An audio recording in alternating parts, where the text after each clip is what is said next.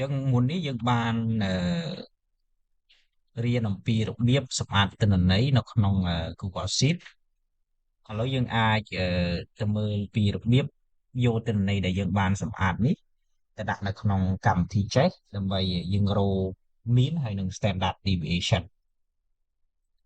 អញ្ចឹងពេលដែលយើងសម្អាតរួចហើយសូមឲ្យគ្នាយើង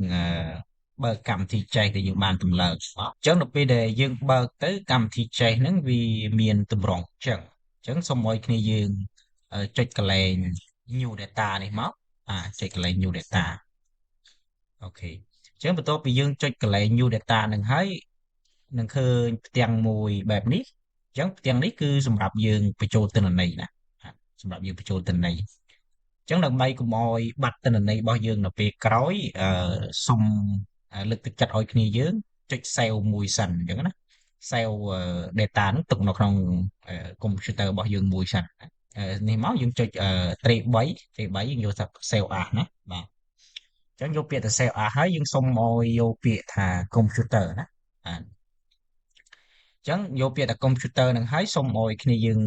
យកពាក្យថា browser ដើម្បីយើងរើសទីតាំងដែលយើងសម្រាប់ផ្ទុកឯកសារហ្នឹងណាបាទអញ្ចឹងយើងអាចដូរចំណងជើងកន្លែងនេះមួយទៀតណាបាទអញ្ចឹងចំណងជើងយើងអាចដាក់មិនក៏បានដែរណាបាទ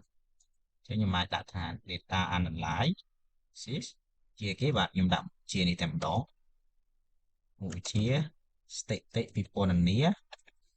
អូខេអញ្ចឹងបន្ទាប់ពីយើង save ហើយបានន័យថា file ហ្នឹងស្ថិតនៅក្នុង computer របស់យើងហើយអញ្ចឹងណាបាទអញ្ចឹងយើងអាចត្រឡប់ទៅ Google Sheet វិញដើម្បីយើងយកទិន្នន័យហ្នឹងមកដាក់ចូលណាបាទយកមកដាក់ចូលអញ្ចឹងខ្ញុំបើកមកបាទអញ្ចឹងនេះទិន្នន័យដែលយើងបានសម្អាតហើយមិញបាទអញ្ចឹងសូមឲ្យគ្នាយើងគ្រាន់តែ copy ទាំងអស់ហ្នឹងមកបាទយើងមិនបាច់អង្គុយបញ្ចូលមួយទេយើង copy ទាំងអស់មកបាទអញ្ចឹងយើង copy ទាំងអស់មកបន្ទាប់ពីយើង copy ហើយសូមឲ្យគ្នាយើងបើកកម្មវិធីចេះរបស់យើងដែលយើងបានបើកទុកមិញហ្នឹងបាទអញ្ចឹងយើងចុច pass ចូលមកណាបាទអញ្ចឹងកន្លែងនេះត្រូវចំណាយពេលបន្តិចដោយសារតែកម្មវិធីនេះត្រូវប្រាប់បាទអញ្ចឹងនេះខ្ញុំបានបញ្ជាក់អញ្ចឹងកូដដែលយើងបានចូលនេះគឺនៅពេលដែលយើងបញ្ចូលកម្មវិធីចេះអញ្ចឹងទៅគឺយើងងាយចាប់ណាបាទអញ្ចឹង EL ហ្នឹងគឺផ្នែកទី1ណាមាន12កម្រងសំណួរផ្នែកទី2មាន5បាទផ្នែកទី3មាន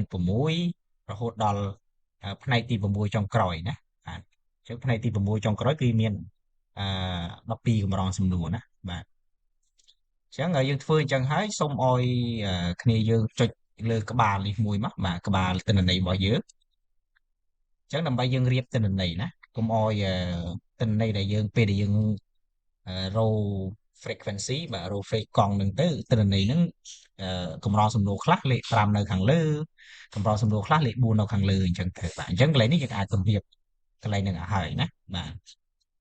អញ្ចឹងយើងចុចមកបាទយើងចុចបាទយើងចុចនេះយើងចុចកន្លែងនេះណាបាទនេះយើងចុចកន្លែងនេះមកចុច2 ដងទៅទិន្នន័យហ្នឹងនឹងលោតចេញពីលេខតូចមកដល់លេខធំណាអញ្ចឹងយើងធ្វើរហូតដល់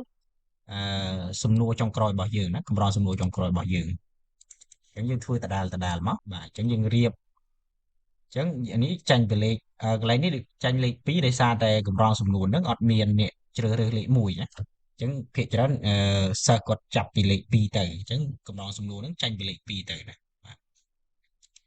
អញ្ចឹងយើងចុចដល់ក្របទៅបាទអញ្ចឹងយើងចុចរៀបរហូតដល់កម្រងសំណួរចុងក្រោយមកបាទអញ្ចឹងពេលដែលយើងធ្វើអញ្ចឹងបានហើយយើងអាចទៅរកវិភាគទិន្នន័យបានហើយអញ្ចឹងណាអញ្ចឹងកន្លែងនេះសូមឲ្យគ្នាយើងចុចតម្រៀបទិន្នន័យពីកម្រងសំណួរលេខ1រហូតដល់លេខចុងក្រោយរបស់យើងអូខេអញ្ចឹងពេលដែលយើងរៀបបានហើយយើងគ្រាន់តែចុចខ្វែងកន្លែងនេះមកហើយយើងយកពាក្យថា apply ទៅបាទ